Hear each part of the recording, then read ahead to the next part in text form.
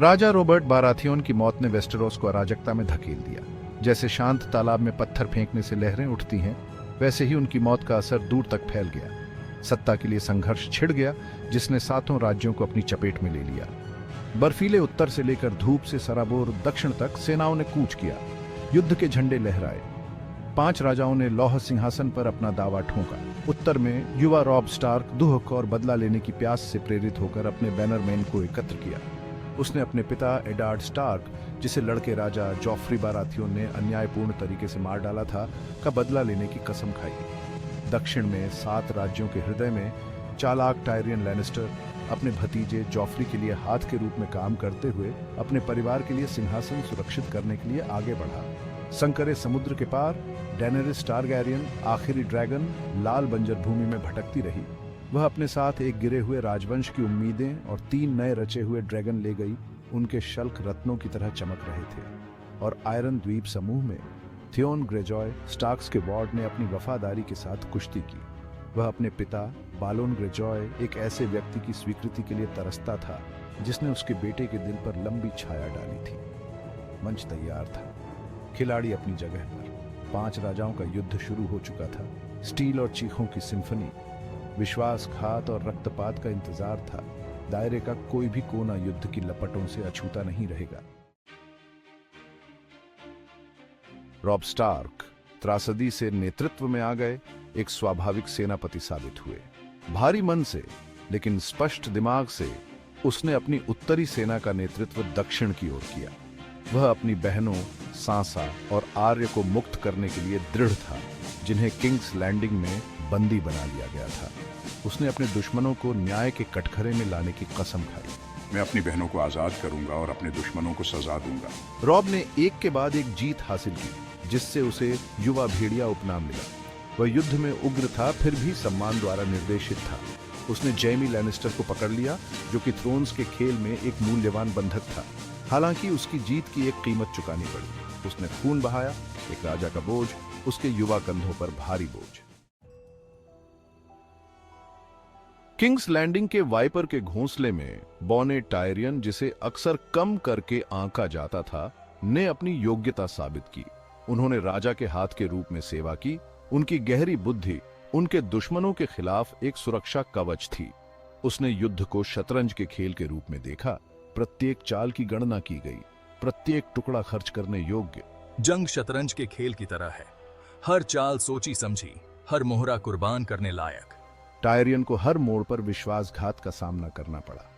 उसकी अपनी बहन सर्सी अभिमान और व्यामोह से प्रेरित होकर उसके हर कदम को कम आंकती थी।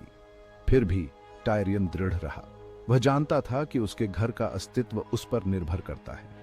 उसने चालाक रणनीतियों का इस्तेमाल किया, जंगली आग का इस्तेमाल किया, एक अस्थिर और घातक पदार्थ किंग्स लैंडिंग के स्टैनिस बराथियोन की घेराबंदी को पीछे हटाने के लिए।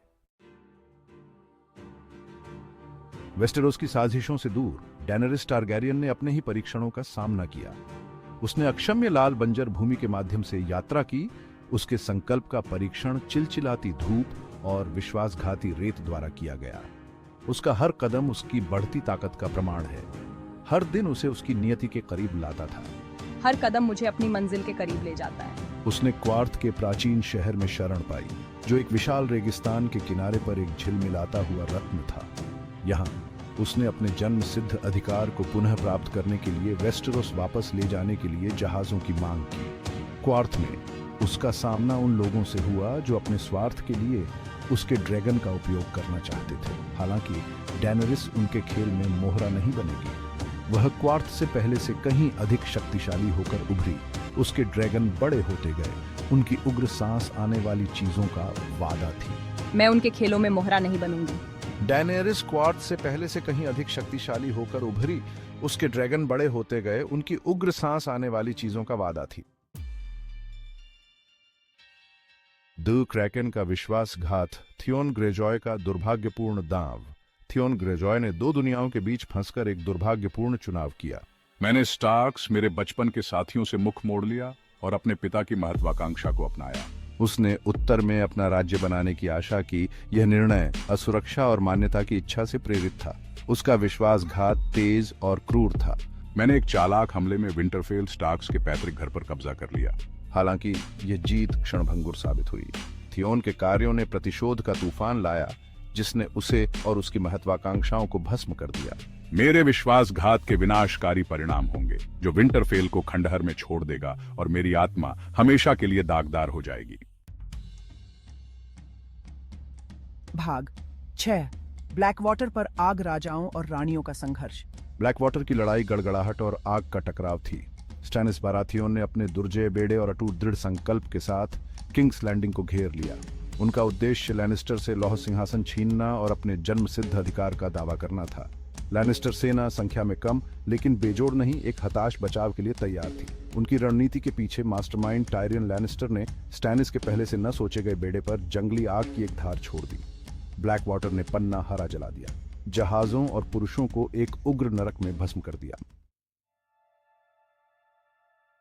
भाग 7 युद्ध की कीमत, 7 राज्यों में निशान। 5 राजाओं के युद्ध ने वेस्टेरोस पर भारी असर डाला। युद्ध के मैदान गिरे हुए लोगों के शरीरों से अटे पड़े थे, जो युद्ध की भयावहता के मूक प्रमाण थे। परिवार बिखर गए, उनकी आशाएं और सपने सेनाओं के अथक मार्च से चकनाचूर हो गए।